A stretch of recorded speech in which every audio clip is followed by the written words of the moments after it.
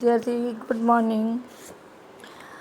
Udhna academy education trust સંચાલિત શ્રીમતી એમ.જે. મહેતા પ્રાથમિક શાળાના શિક્ષિકાબેન, હું શ્રીમતી હંસાબેન ગજ્જર આપ સૌ વિદ્યાર્થીઓનું હાર્દિક સ્વાગત કરું છું.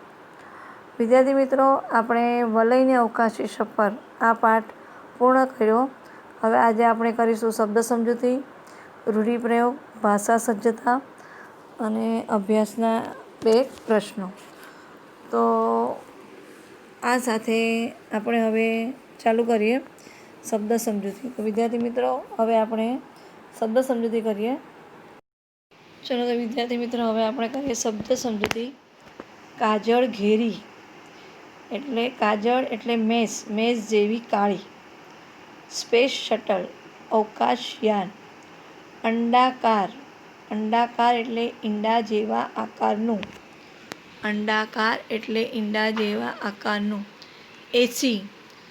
એસી એટલે એર કન્ડિશન, જેને ગુજરાતી ભાષામાં આપણે કહે છે વાતાનુકૂલિત યંત્ર. આપણે બધા એસી જ જાણીએ.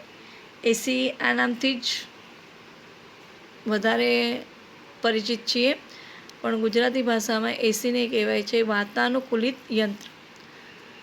વાઇબ્રેશન એટલે ધ્રુજારી. એક્સ્ટ્રા ટેરેસ્ટ્રીયલ પૃથ્વી પર ન રહેતું પરગ્રહવાસી. પુશ બટન દબાવી શકાય એવું બટન. એરિયલ એટલે વિદ્યાર્થી મિત્રો ધ્વનિ વગેરે વહન કરનારા મોજાને પકડવા માટે રેડિયો, ટીવી વગેરેનો હવામાં ઊંચે રખાતો તાર.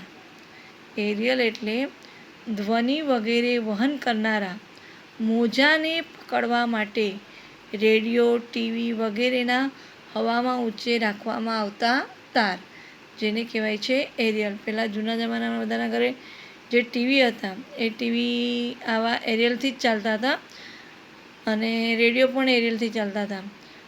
હવે નવા જમાનામાં બધું નવું આવી રહ્યું છે, એટલે આવા એરિયલો તમને જોવા મળતા નથી.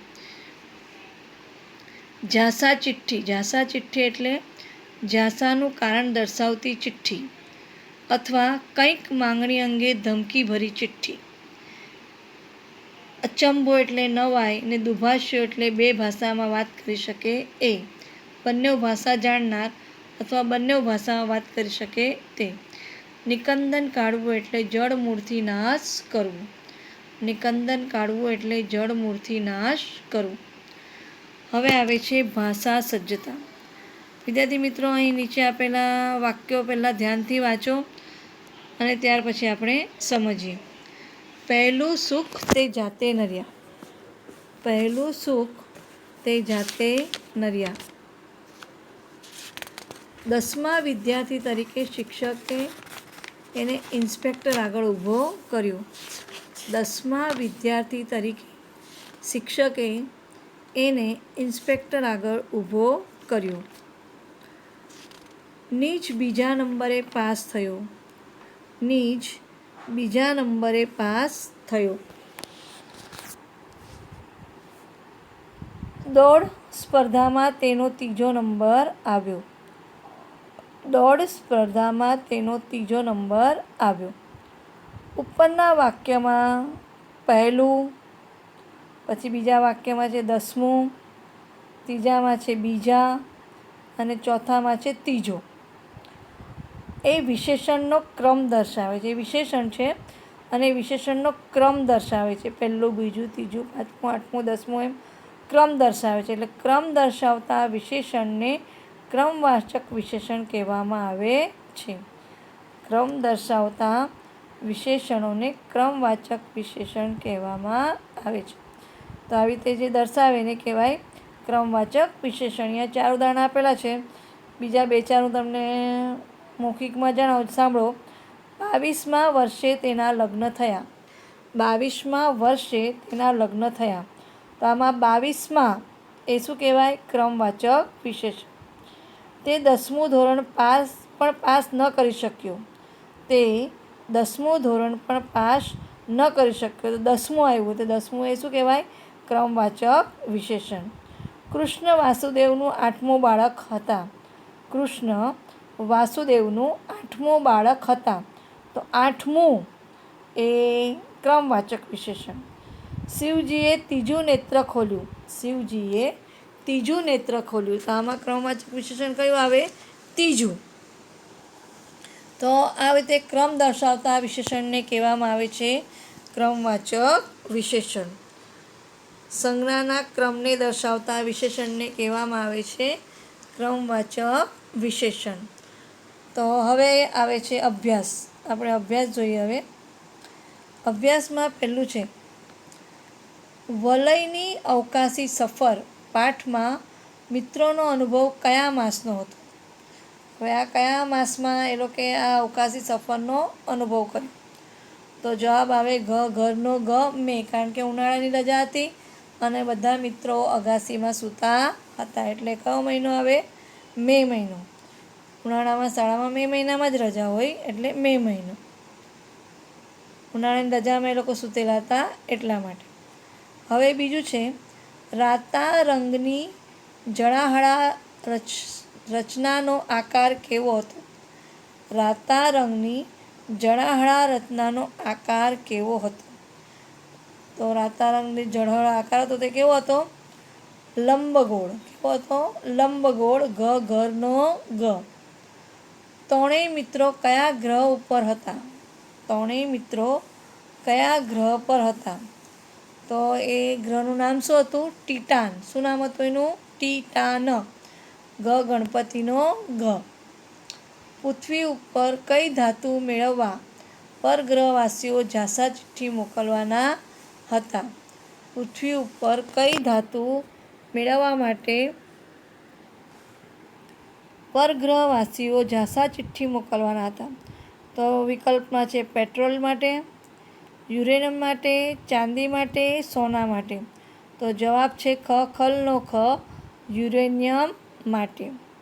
તો આ સાથે તમારો અભ્યાસનો પહેલો પ્રશ્ન વિકલ્પ પૂરું થાય છે. હવે આપણે જોઈએ પ્રશ્ન 2. ઉનાળાના વેકેશનમાં વલયની અગાસીમાં કોણ કોણ સૂતા હતા?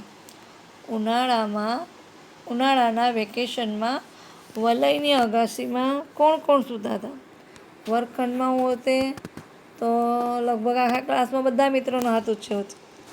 કંઈ વાંધો નહીં, આપણે આ જવાબ જોઈએ હવે વિદ્યાર્થી મિત્રો. ઉનાળાના વેકેશનમાં વલયની અગાસીમાં વલય અને તેના 2 ભાઈબંધો, તેના 2 મિત્રો વિસ્મય અને વિરાટ સૂતા હતા. ફરી જવાબ સાંભળો. ઉનાળાના વેકેશનમાં વલયની અગાસીમાં વલય અને તેના 2 મિત્રો વિસ્મય અને વિરાટ સૂતા હતા. વિસ્મયે અંધારા આકાશમાં શું જોયું? વિસ્મયે અંધારા આકાશમાં શું જોયું?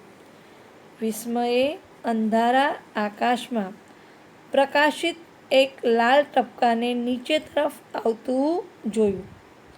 જવાબ ફરીથી સાંભળો વિદ્યાર્થી મિત્રો. વિસ્મયે અંધારા આકાશમાં પ્રકાશિત એક લાલ ટપકાને નીચે તરફ આવતા જોયું. વિસ્મયે અંધારામાં પ્રકાશિત એક લાલ ટપકાને નીચે તરફ આવતા જોયું. સવાલ ત્રીજો છે વિસ્મય, વિરાટ અને વલયમાં કઈ સમાન બાબત હતી? વિસ્મય, વિરાટ અને વલયમાં કઈ સમાન બાબત હતી? વિસ્મય, વિરાટ અને વલયમાં એ સમાન બાબત હતી કે તેઓ અભ્યાસમાં હોશિયાર હતા અને વિજ્ઞાનમાં એમને ખૂબ રસ હતો. વિસ્મય, વિરાટ અને વલયમાં એ સમાન બાબતો હતી કે તેઓ અભ્યાસમાં હોશિયાર હતા અને વિજ્ઞાનમાં એમને ખૂબ રસ હતો. હવે સવાલ ચોથો છે વિરાટનો હાથ પકડીને વિસ્મયે શું કહ્યું? વિરાટનો હાથ પકડીને વિસ્મયે શું કહ્યું? તો જવાબ સાંભળો વિદ્યાર્થી મિત્રો. વિરાટનો હાથ પકડીને વિસ્મયે પોતાનું અનુમાન જણાવતા કહ્યું કે વિરાટનો હાથ પકડીને વિસ્મયે પોતાનું અનુમાન જણાવતો કહ્યું કે આ પ્રકાશિત ગોળો એ સ્પેસ શટલ જેવું બીજા ગ્રહનું આ પ્રકાશિત ગોળો એ સ્પેસ શટલ જેવું બીજા ગ્રહનું અતિ આધુનિક યાન હોવું જોઈએ. બીજા ગ્રહનું અતિ આધુનિક યાન હોવું જોઈએ. આ સાથે વિદ્યાર્થી મિત્રો તમારા અભ્યાસનો પ્રશ્ન 2 અહીં પૂર્ણ થાય છે. હવે આપણે પ્રશ્ન 3 કરીએ.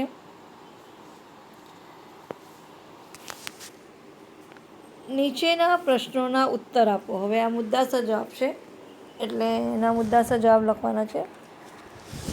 પહેલો સવાલ છે, પરગ્રહનું યાન કેવું લાગતું હતું તેનું વર્ણન કરો. પરગ્રહનું યાન કેવું લાગતું હતું તેનું વર્ણન કરો. પરગ્રહનું યાન, સાંભળો વિદ્યાર્થી મિત્રો, પરગ્રહનું યાન રાતા રંગથી ઝળહળતું હતું. પરગ્રહનું યાન રાતા રંગથી ઝળહળતું હતું. એનો આકાર લંબગોળ ઈંડા જેવો હતો. એનો આકાર લંબગોળ ઈંડા જેવો હતો.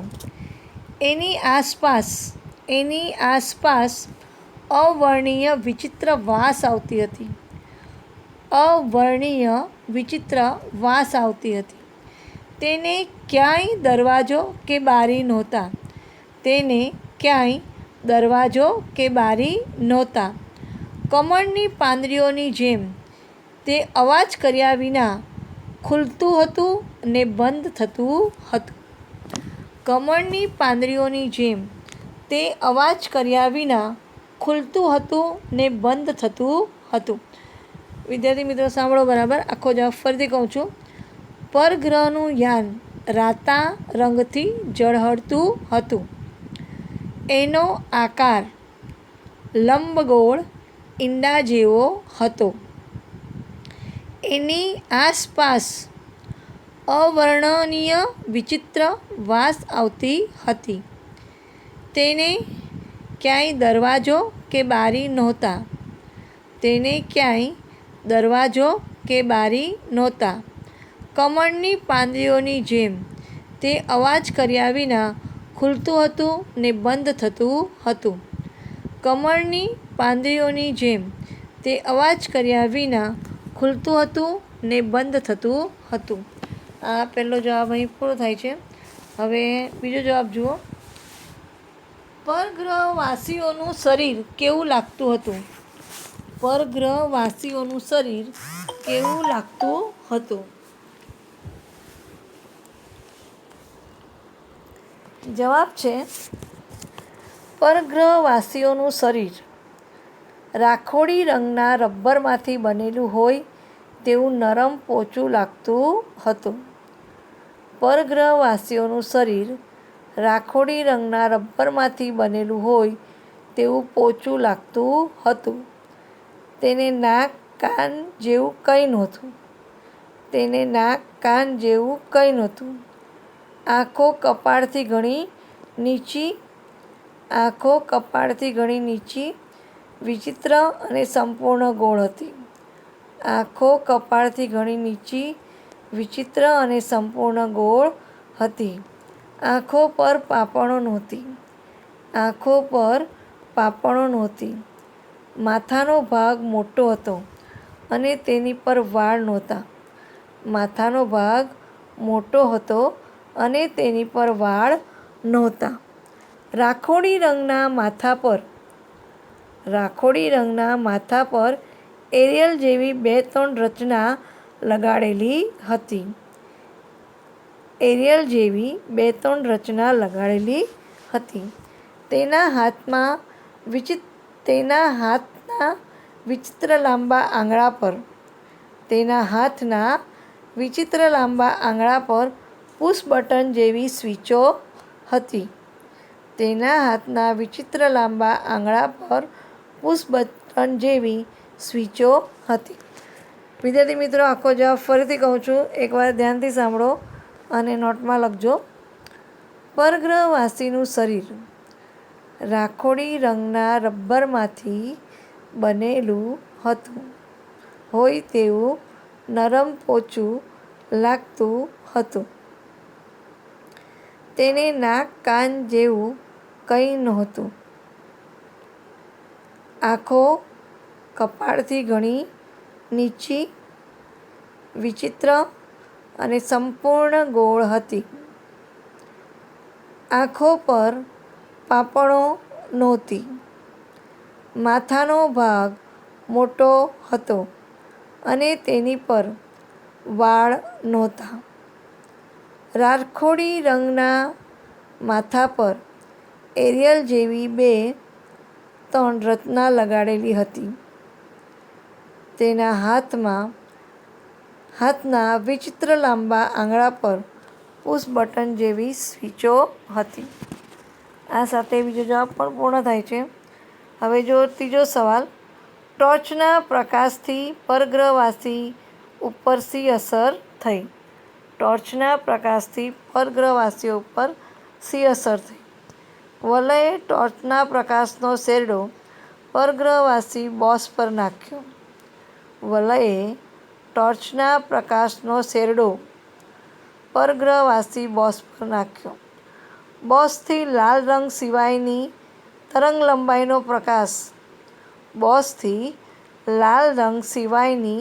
તરંગલંબાઈનો પ્રકાશ સહન થઈ શકતો નહોતો.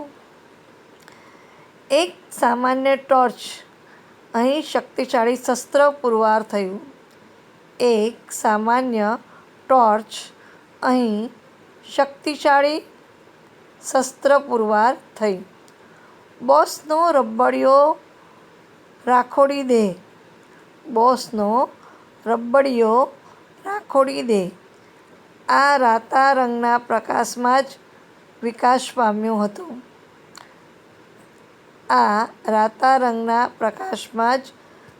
પામ્યો હતો.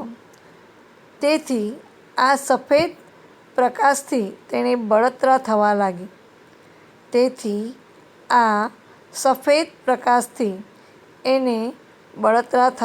લાગી. એના દેહમાંથી યાંત્રિક અવાજ આવવા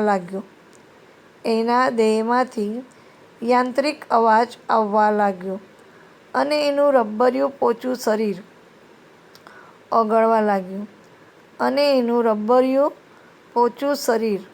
ઓગળવા લાગ્યું.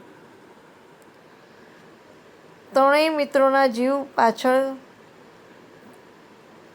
કેમ ખેંચાવા લાગ્યા? સવાલ ચોથો છે વિદ્યાર્થી મિત્રો, પણ ત્રીજો જવાબ ફરીથી એકવાર ધ્યાનથી સાંભળી લો આખો. વિદ્યાર્થી મિત્રો, ત્રીજો જવાબ ફરીથી કહું છું, ધ્યાનથી સાંભળો. વલયે ટોર્ચના પ્રકાશનો શેરડો પરગ્રહવાસી બોસ પર નાખ્યો. બોસથી લાલ રંગ સિવાયની તરંગલંબાઈનો પ્રકાશ સહન થઈ શકતો નહોતો. એક સામાન્ય ટોર્ચ અહીં શક્તિશાળી શસ્ત્ર પુરવાર થઈ. બોસનો રબડિયો રાખોડી રંગ આ રાતા રંગના પ્રકાશમાં જ વિકાસ પામ્યો હતો. તેથી આ સફેદ રંગથી તેને બળતરા થવા લાગી. તેના દેહમાંથી યાંત્રિક અવાજ આવવા લાગ્યો અને તેનું રબરિયું પોચું શરીર ઓગળવા લાગ્યું. હવે સવાલ ચોથો જુઓ. ત્રણેય મિત્રોના જીવ પાછળ કેમ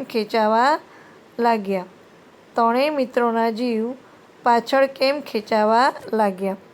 જવાબ: જીવ ત્રણેય મિત્રોની નજીક આવ્યો. તેને વારાફરતી ત્રણેયના હાથને પોતાના હાથ વડે સ્પર્શ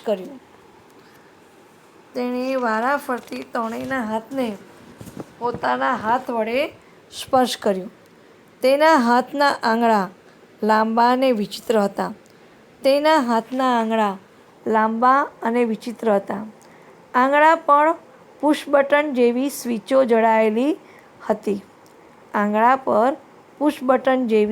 સ્વિચો જડાયેલી હતી. તેનો સ્પર્શ થતાં ત્રણેય મિત્રોના શરીરમાં તેનો સ્પર્શ થતાં ત્રણેય મિત્રોના શરીરમાં કશોક પ્રવાહ વયો. આથી ત્રણેય મિત્રો એ વિચિત્ર જીવ પાછળ ખેંચાવા લાગ્યા.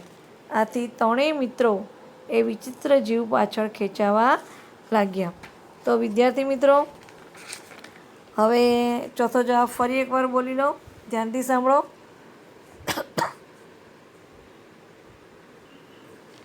જીવ ત્રણ મિત્રોની નજીક આવ્યો. તેણે વારાફરતી ત્રણેયના હાથને પોતાના હાથ વડે સ્પર્શ